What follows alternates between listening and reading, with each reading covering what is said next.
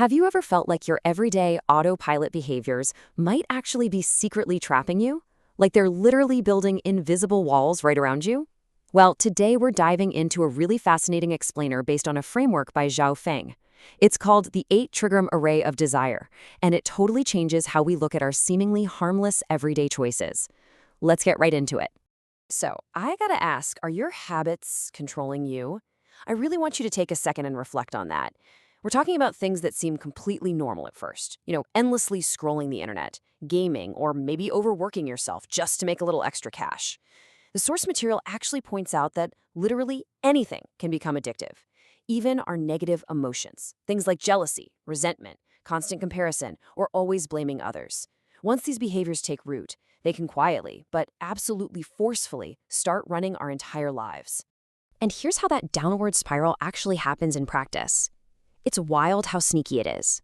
On day one, it's just a repeated action. No big deal, right? But by month one, that action has become second nature. Now here's where it gets super dangerous. The text warns us that this new acquired second nature actually starts to obscure our true nature. Fast forward to year one, and things have naturally snowballed in the direction of those habitual tendencies to the point where there's a complete loss of control. Jump to year 10? Well, pessimism basically becomes the theme of your life. It leads to isolation, rigidity, and deep, deep suffering. We just sink so far down that we completely lose the wheel. Section 1. The framework, the array of desire. Let's look at how this is structured. See, we aren't just talking about a few bad habits floating around in a vacuum here. We're dealing with a highly structured, almost mechanical system that governs human behavior. The source describes the array of desire as an 8-trigram array, which is basically set up to maintain a certain number of lives in each level of existence.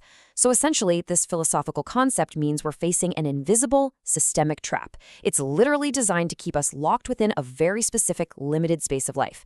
It stops us from truly expanding our horizons or ever finding lasting inner peace. The text uses this brilliantly vivid imagery to explain the concept. It says, "It is like a nose ring on a bull, leading people back and forth in the desired array, making it impossible to escape." Just picture that for a second. Think about a massive bull, immensely powerful and strong, right? But it's entirely controlled by this tiny little metal ring in its nose. When we're unknowingly led around by our constant cravings, we are exactly like that bull, just getting yanked back and forth without any real say in the matter. So, where exactly is the boundary line here? What's the actual difference between a normal human need and a desire?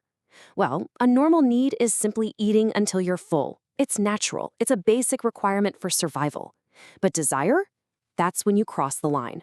Desire is constantly craving those delicious delicacies, indulging way, way beyond what your physical body actually requires. The text makes it crystal clear. Anything beyond a normal need enters the strict territory of desire. And that right there is exactly where the trap snaps shut on us.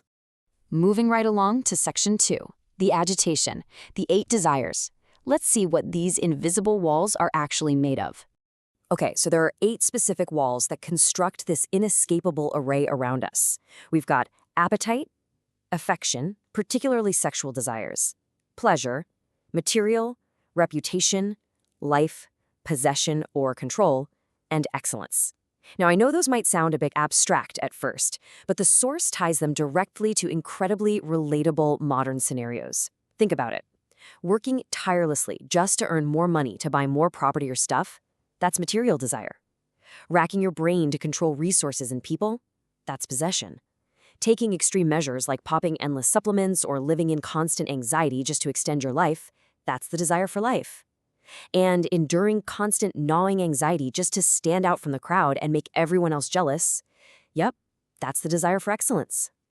But what's the ultimate cost of just constantly bouncing off these 8 walls? Honestly, the cost is staggering. We're talking about a life of pain, exhaustion, frequent disappointments, and just floating endlessly in the cycle of reincarnation. Constantly fighting within these 8 desires leaves us totally exhausted.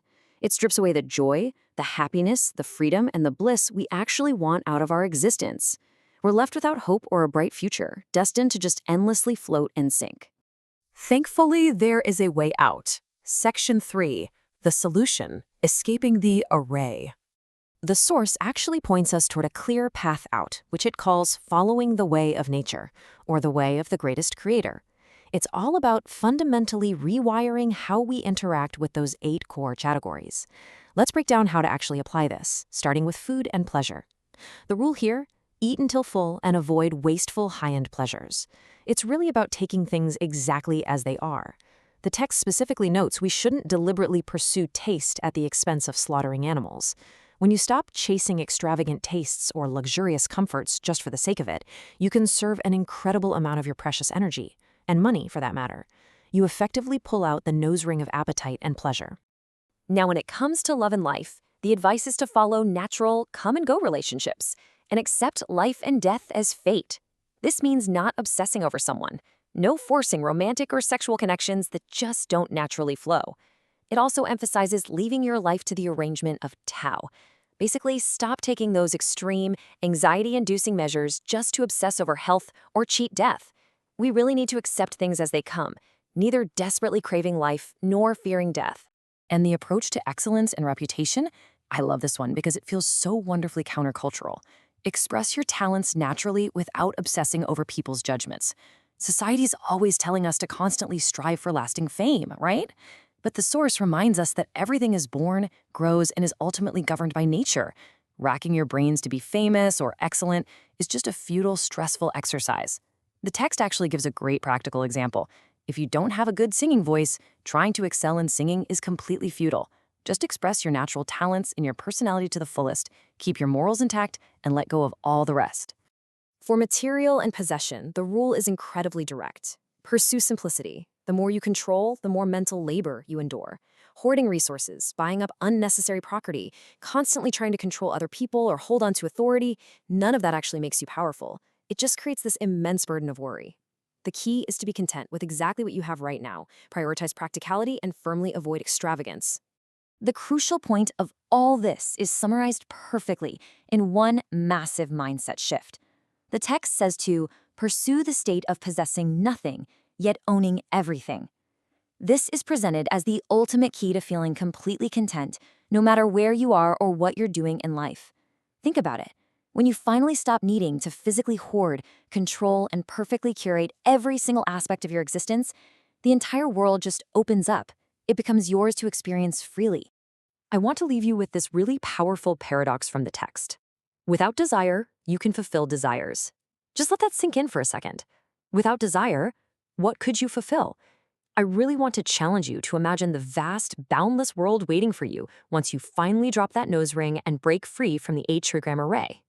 When you stop striving so desperately to feed these 8 areas, what incredible, natural things might just effortlessly come your way? Thanks for exploring this explainer with me today. Take a good look at your habits and ask yourself, are you ready to step out of the array?